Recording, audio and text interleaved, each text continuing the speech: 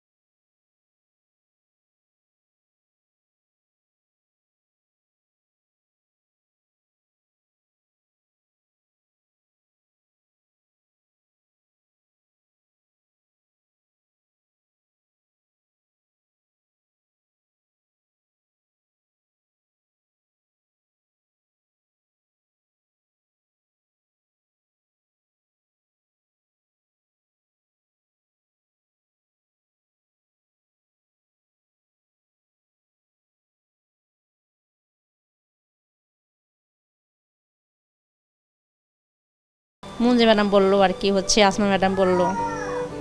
তো ওরা আর বুদ্ধি করে কি বললো কি এখানে আগে বলতো কি বেবি হোম বলতো এটা। শাপলার বাবা কোথায়? ওনার বাবা হচ্ছে যে আজ থেকে 12 বছর আগে আমাকে রেখে চলে গেছে।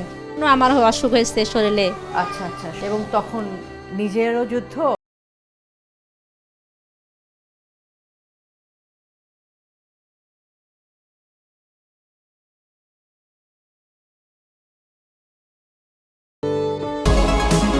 অসাধারণের ছোঁয়া পেলে সাধারণে কি ফিরে যাওয়া যায়? বার্জার লাক্সারি সিল্ক, গ্ল্যামারাস দেয়াল এমনটাই যেন নিজেকেই ছাড়িয়ে যায়।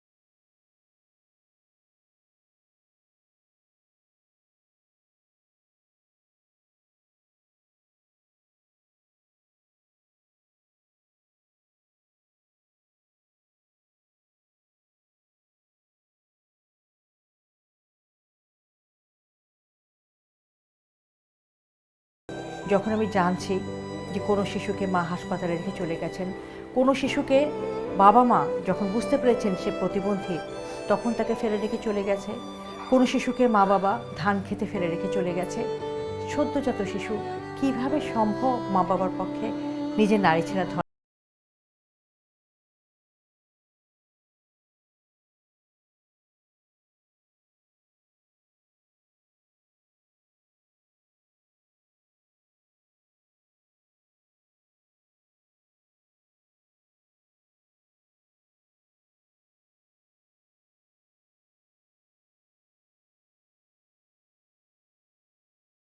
শুনলেনই এখানে যারা আছেন কেয়ারগিভার হিসাবে, তার মা পরীর মা হিসাবে তাদের ভালোবাসায়, তাদের স্নেহ মমতায় পরি বেড়ে উঠছে। এই চ্যাপ্টারটা আসলে অজানা ছিল অনেকেরই। আজকের এপিসোডটা যারা দেখলেন তারা নিশ্চয়ই বুঝতে পেরেছেন যে আমাদের দেখার বাইরে, জানার বাইরে কত কিছু আছে, কত ঘটনা ঘটছে। অসাধারণের ছোঁয়া পেলে সাধারণে কি ফিরে যাওয়া যায়? বর্জার লাক্সারি সিল্ক, গ্ল্যামারাস দেয়াল এমনটাই যেন নিজেকেই ছাড়িয়ে যায়। দু হাত বাড়িয়ে দাও।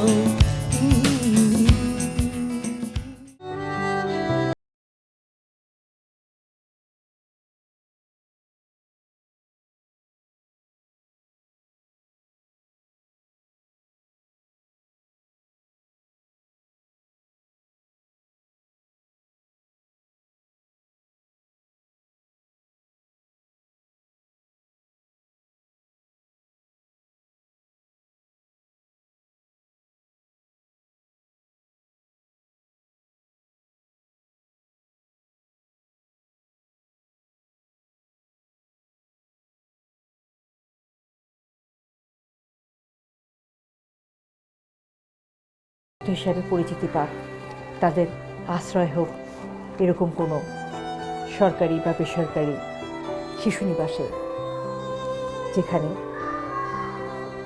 মায়া মমতা আছে। মায়ের ভালোবাসার বিকল্প কি কিছু হয়? কখনোই না। চাই না একটা শিশুও মায়ের স্নেহ বঞ্চিত হয়ে বেড়ে উঠুক, মায়ের মমতা ছাড়া হয়ে বেড়ে উঠুক। আপা, এই যে আমিরার যে নাকের এরকম একটা অবস্থা, ওর খাওয়া দাওয়ার সমস্যা হয় কি? না, খাবারের ওরকম সমস্যা হয় না, কিন্তু ওর একটু ঠান্ডা লেগে থাকে। যখন ঠান্ডাটা লাগে তখন নাক দিয়ে তো একটু ওই ঠান্ডা পানিটা যখন বের হয়, সাথে অনেক সময় দেখা যায় যে একটু হয়তো রক্তের মতো এটা বের হয়, সেটা হয়তো নাকের কোনো সমস্যার জন্য হয়, এরকম হতে পারে। সে কথা বলে? হ্যাঁ, সে একটু একটু কথা বলতে পারে। ঠিকই বলে। এখন সে মা ডাকে, বাবা ডাকে, আচ্ছা। এরকম আমাকে যখন তারা আমাকে ম্যাডাম ডাকে, সে এটাও শুনে আমাকে ম্যাডাম ডাকে। ও তাই, আপনাকে সে ম্যাডাম ডাকে? জি। আমিরা, ম্যাডাম কই? ম্যাডাম কোনটা? আমিরা, তাকে কোন ওষুধপত্র খেতে হচ্ছে? না, এখন আর ওরকম কোনো ওষুধপত্র তাকে দেওয়া হচ্ছে না। ওর নর্মালি মাথার যে ইনজুরির জন্য যে ওষুধটা ছিল সেটা এখন আপনার আর না, সেটা আপনার সময় শেষ হয়ে গেছে, আমরা আপাতত দিচ্ছি না। আর নাকের জন্য যেটা, সেটা তো অপারেশন হলে তারপর ঠিক হয়ে যাবে। আর নর্মালি এমনি ঠান্ডা জ্বর আসলে যে ওষুধগুলো, সেগুলো আমরা ডাক্তারের পরামর্শ অনুযায়ী দিই। সারাদিন সে কি করে? সারাদিন সে যে পরীর মতোই হাঁটে, অনেক সময় ঘুমায়, আচ্ছা। নিচে যায়, অনেক সময় একা একা আবার তিনতলায় উঠে যায়, খালাদের সাথে থাকে, এরকম করে তার সময় কেটে যায়। নিচে বাচ্চাদের আমার খেলনা আছে, ওখানে খেলে ওদের সাথে, সবার সাথে মিলেমিশে থাকে, তাই না? সবার সাথে। মানে এখানকার বাচ্চাগুলো খুবই লক্ষ্মী, খুব একটা কান্নাকাটি আমি কিন্তু এ পর্যন্ত করতে শুনলাম না কাউকে, এবং মিলেমিশেই আছে। তাদের প্রতিবন্ধিতা আছে, তাদের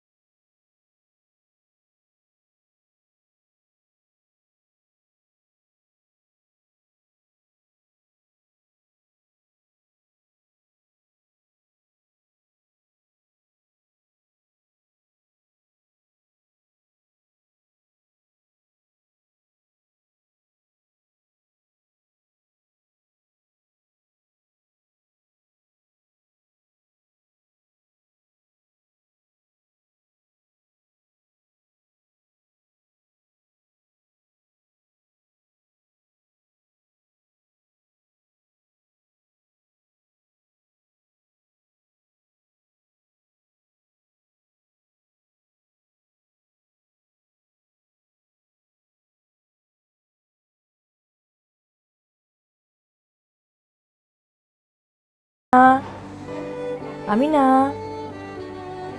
দর্শক, এই বিরতিটা আমি আমিনাকে নিয়ে নিতে চাই। আমিনা, চলো আমরা বিরতি নিয়ে নিই। হ্যাঁ দর্শক, অটিজম এবং অন্যান্য প্রতিবন্ধিতা নিয়ে RTV নিয়মিত আয়োজন বার্জার পেইন্টস হাত বাড়িয়ে দিলাম অনুষ্ঠানের এই পর্যায়ে নিয়ে নিচ্ছি ছোট্ট একটি বিরতি। ফিরছি কিছুক্ষণের মধ্যেই, আমাদের সঙ্গেই থাকুন। অসাধারণের ছোঁয়া পেলে সাধারণে কি ফিরে যাওয়া যায়? বার্জার লাক্সারি সিল্ক, গ্ল্যামারাস দেয়াল এমনটাই যেন নিজেকেই ছাড়িয়ে যায়। দু হাত বাড়িয়ে দাও। দর্শক,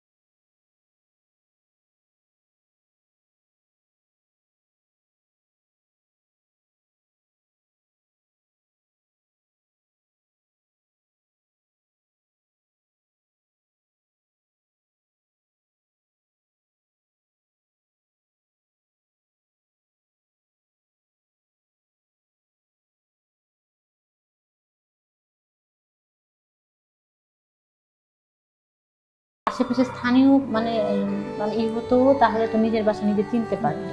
সেক্ষেত্রে আমরাও হয়তো সন্দেহ করতেছি যে ও হয়তো নতুন আসছে ঢাকায়, কারোর সাথে ঘুরতে আসছিল, সেখান থেকে হয়তো হারিয়ে গেছে। তো ওকে যখন নিয়ে আসে তখন আমরা আবার অনেক চেষ্টা করেছিলাম যে কোনো কিছু জানানো যায় কিনা। ও আবার লিখতে পারে বলতে নিজের মতো করে যে কোনো কিছু সেটা পারে না। আমি যদি কোনো কিছু লিখে দিই সেটাও লিখতে পারে। আবার যেহেতু বাকশ্রবণ প্রতিবন্ধী, সেক্ষেত্রে আমরা ভাবলাম যে হয়তো ও ইশারা ভাষাটা বুঝতে পারে, কিন্তু বেসিক্যালি ইশারা ভাষাটা ও বুঝতে পারে না। ও আচ্ছা, ও লিখতে পারে? জি, লিখতে পারে। ওর নাম কি সে নিজে লিখেছিল? না, ওর নামটা ওইখানে লেখাই ছিল আমিনা। আচ্ছা আচ্ছা, ও তো লিখতে পারে বলছিলেন, জি। তো সেখানে সে কিছু লিখে দেয়নি? তার বাড়ি কোথায়, সে কোথা থেকে এসেছে, তার বাবার নাম কি বা? না, এগুলো কিছু লিখতে পারে না। এগুলো আমরা লিখতে অনেক পারে চেষ্টা করেছি, ফোন নাম্বারটা পর্যন্ত হয়তো যদি ফোন নাম্বারটা লিখতে পারে, কোনোভাবেই লিখতে পারে না। তো আমাদের যেহেতু আবার বাকশ্রবণ প্রতিবন্ধীদের বিদ্যালয় আছে, ওখানে আবার ইশারা ভাষাটাই হয়। ওকে আমি নিয়ে গেছিলাম সেখানে, টিচারদের সাথেও কথা বলে অনেক চেষ্টা করেছি, কিন্তু কোনোভাবে সাইন ল্যাঙ্গুয়েজ যেটা মানে স্কুলের ভাষা যেটা, সেটাও পারে না। যেহেতু স্কুলে কখনো যায়নি, ইশারা ভাষা স্কুল যেটা, এটা কখনো যায়নি, এই জন্য ও আর ওইটা পারে না। এখন যে সেখানে কাজ করছে কেমন করছে? হ্যাঁ, পারে, সবই মোটামুটি পারে। ওদেরকে টেক কেয়ার করে? হ্যাঁ, পারে।